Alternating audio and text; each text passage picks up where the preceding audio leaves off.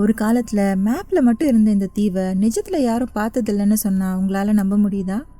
மாயமாக தோன்றி மறைஞ்சு போன இந்த தீவுக்கு அஃபிஷியலாக சாண்டி ஐலாண்டுன்னு பேர் வச்சுருக்காங்க. ஆஸ்திரேலியாவை சேர்ந்த சில விஞ்ஞானிகள் இந்த மர்மத்தை சால்வ் பண்ணுறதுக்காக இந்த தீவை தேடி அந்த இடத்துக்கு போயிருக்காங்க.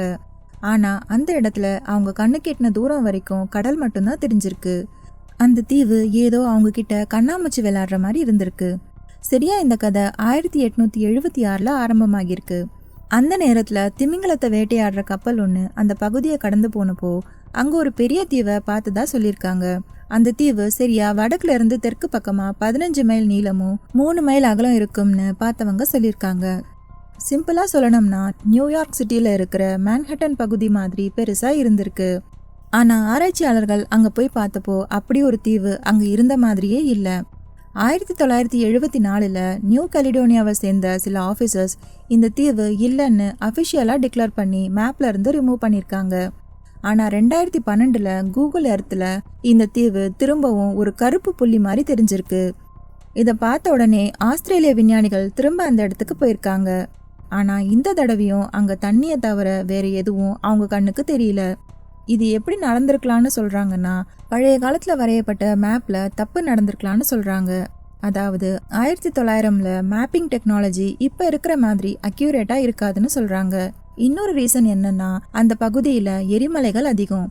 எரிமலை குழம்பு குளிர்ந்து மிதக்கும் பாறைகளாக மாறியிருக்கலாம்.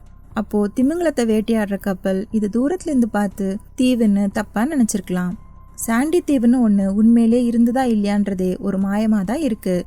இதே மாதிரி விஞ்ஞானிகளே ஆச்சரியப்பட்ட எரிமலைக்குள்ள மறைஞ்சிருக்கிற இன்னொரு ரகசிய காடு இருக்குன்னு உங்களுக்கு தெரியுமா?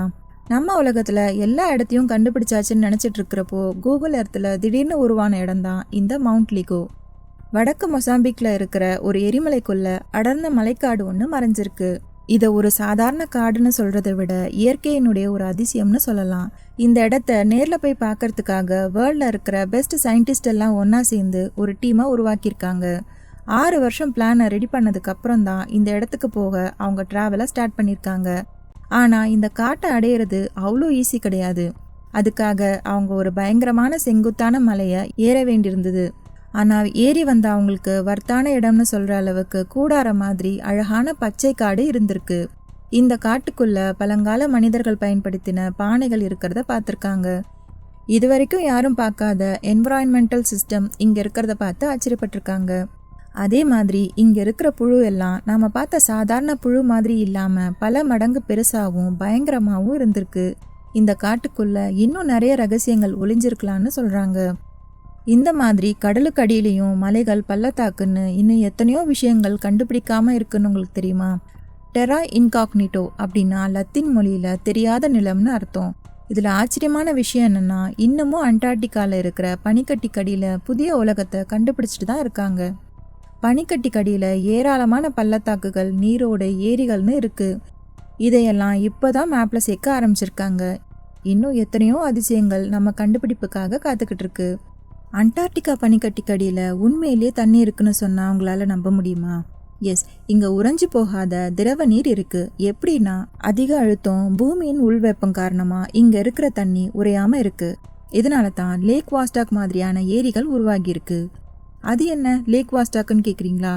இது ஒரு அதிசய ஏரின்னு சொல்லலாம். இந்த இடம் சரியா கிழக்கு அண்டார்டிகாவில் 4 கிலோமீட்டர் தடிமனான பனிக்கட்டிக்கு அடியில் இருக்குது. இதோட அளவு பார்த்திங்கன்னா 4800 சதுர மைல். இது நம்ம தமிழ்நாட்டில் இருக்கிற சென்னை சிட்டியை விட பெருசு. இந்த இடத்த பூமி அதிர்வு அலைகள் மற்றும் பனி ஊடுருவும் ரேடார்கள் மூலியமாக கண்டுபிடிச்சிருக்காங்க. இந்த இடம் கிட்டத்தட்ட 1,50,00,000 ஆண்டுகள் பழமையானதுன்னு விஞ்ஞானிகள் சொல்கிறாங்க. இதே மாதிரி இன்னொரு ஹிடன் வண்டர் பூட்டானில் இருக்குது. One of the happiest country in Asia எதுன்னு கேட்டிங்கன்னா பூட்டான்னு எல்லாரும் சொல்லுவாங்க. ஆனால் இந்த நாடு ஒரு பெரிய ரகசியத்தை பல வருஷமாக மறைச்சி வச்சிருக்கு. உலகத்திலேயே மிக உயரமான, இதுவரைக்கும் யாரும் ஏறாத ஒரு மலை, அதுதான் கேங்கர் புன்சும். இந்த இடம் சரியா இமயமலையில் இருக்குது. உலகத்திலேயே ரொம்ப உயரமான, யாரும் ஏற முடியாத மலை இதுதான்னு சொல்கிறாங்க. ஏன் இந்த மலையை ஏற முடியாதுன்னு தெரியுமா? பொதுவாக பூட்டானில் மலைகளை புனிதமானதுன்னு நினைக்கிறாங்க. அதனால் 1994 இருந்தே இங்கே மலை ஏறுறதுக்கு தடை விதிச்சிருக்காங்க. அவங்க நம்பிக்கை என்னன்னா, மலையுடைய உச்சியை அடையிறதை விட மலையோடு சேர்ந்து வாழ்கிறது தான் உண்மையான வெற்றின்னு சொல்கிறாங்க. அப்படி ஒருவேளை நீங்கள் அந்த மலையை ஏறிட்டீங்கன்னா கின்னஸ் வேர்ல்ட் ரெக்கார்டில் உங்கள் பேர் கூட வரலாம். ஆனால் பூட்டானில் இருக்கிறவங்க இந்த புனித மலையை ஏற அலோவ் பண்ண மாட்டாங்க. இன்னொரு வேடிக்கையான கதை அமெரிக்காவில் நடந்திருக்கு. ஆக்லோ ஜென்ரல் ஸ்டோர்னு ஒரு கடை மேப்பில் இருந்திருக்கு. ஆனால் அந்த இடத்துக்கு போய் பார்த்தா உண்மையிலே அங்கே அப்படி ஒரு கடையே இல்லை. இது எப்படி நடந்திருக்குன்னு பார்த்தீங்கன்னா, பொதுவாக மேப் செய்கிறவங்க அவங்க வேலையை யாரும் காப்பி பண்ணாமல் இருக்கிறதுக்காக இப்படி ஒரு போலியான இடத்த சேர்ப்பாங்க. இதுக்கு பேப்பர் டவுன்னு பேர். இதில் வேடிக்கை என்னன்னா, ஒருத்தர் மேப்பில் இருந்த இந்த போலி இடத்த பார்த்து உண்மையிலேயே அங்கே ஒரு கடையை திறந்திருக்காரு. ஆனால் அந்த மேப் கம்பெனி அவர் மேலே கேஸ் போட்டுட்டாங்க. இந்த வேடிக்கையான நியூஸ் பரவ ஆரம்பிச்சு மக்கள் அந்த இடத்துக்கு வந்து ஃபோட்டோஸ் எடுக்க ஆரம்பிச்சிட்டாங்க. ஒரு போலி இடம் இப்போ ஒரு உண்மையான சுற்றுலா இடமா மாறியிருக்கு. அதே மாதிரி 400 வருஷமா மேப்பில் மட்டும் இருந்த ஒரு தீவு மாயமாக மறைஞ்சு போன கதையை பற்றி உங்களுக்கு தெரியுமா? 16 மற்றும் 17ஆம் நூற்றாண்டில் இருந்த மேப்பில் பெர்முடா ஐலாண்டுன்னு ஒரு விசித்திரமான தீவு இருந்திருக்கு. இதை ஸ்பானிஷை சேர்ந்த சில கப்பல் பணியாளர்கள் வரைஞ்சிருக்கலான்னு சொல்கிறாங்க. இந்த தீவு இருக்குன்னு சொல்லி அப்போ இருந்தவங்க எல்லாரும் உறுதியாக இருந்திருக்காங்க. ஆனால் ஒவ்வொரு மேப்லேயும் இந்த தீவு இருக்கிற இடம் மாறிக்கிட்டே இருந்திருக்கு. 1920க்கு அப்புறம் மேப்பில் இருந்து இந்த தீவு மாயமாக மறைஞ்சு போயிருக்கு. 2009 அஃபிஷியலாக இந்த தீவை தேடி போயிருக்காங்க. ஆனால் ஹைடெக் ரேடார் சோனாஸ் எல்லாம் யூஸ் பண்ணி தேடி பார்த்தோம், இந்த தீவு கிடைக்கல. இந்த தீவு எரிமலை வெடிச்சு மூழ்கிருக்கலான்னு சொல்கிறாங்க. சில பேர் இது கடல் நீர் மட்டம் உயர்வுனால காணாமல் போயிருக்கலான்னு சொல்கிறாங்க.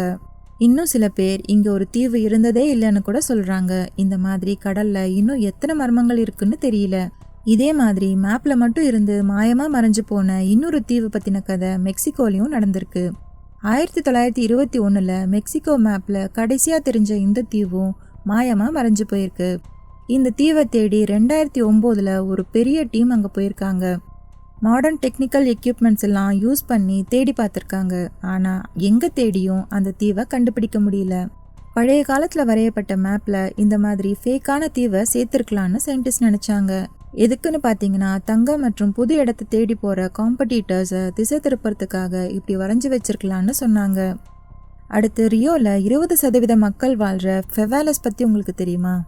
ரியோ சிட்டியில் இருக்கிற முக்கிய அடையாளங்களில் ஒன்று தான் இந்த ஃபெவாலஸ். இது என்னன்னா, சிட்டிக்குள்ளே தானாக உருவான அங்கீகரிக்கப்படாத குடியிருப்பு பகுதிகள். அதாவது ஒரு பெரிய சிட்டிக்குள்ளே சின்ன சின்ன சிட்டிஸ் மாதிரின்னு வச்சுக்கலாம். ஆனால் இங்கே வாழ்கிறது ரொம்பவே கஷ்டம். ஏன்னா அடிப்படை வசதிகள் கிடையாது. சாக்கடை வசதி, குப்பை அகற்றும் வசதியும் கிடையாது. இப்படி ஒரு இடம் எப்படி உருவாச்சுன்னு தெரியுமா? இந்த இடத்த கவர்மெண்ட் பார்க்கறதுக்கு முன்னாடியே மக்கள் வேகமாக குடியேறியிருக்காங்க. ரியோவில் இருக்கிற மிகப்பெரிய ஃபெவாலஸ் ரோஷின்ஹா. இவங்களை 1990 தான் அஃபிஷியலாக அப்ரூவ் பண்ணியிருக்காங்க.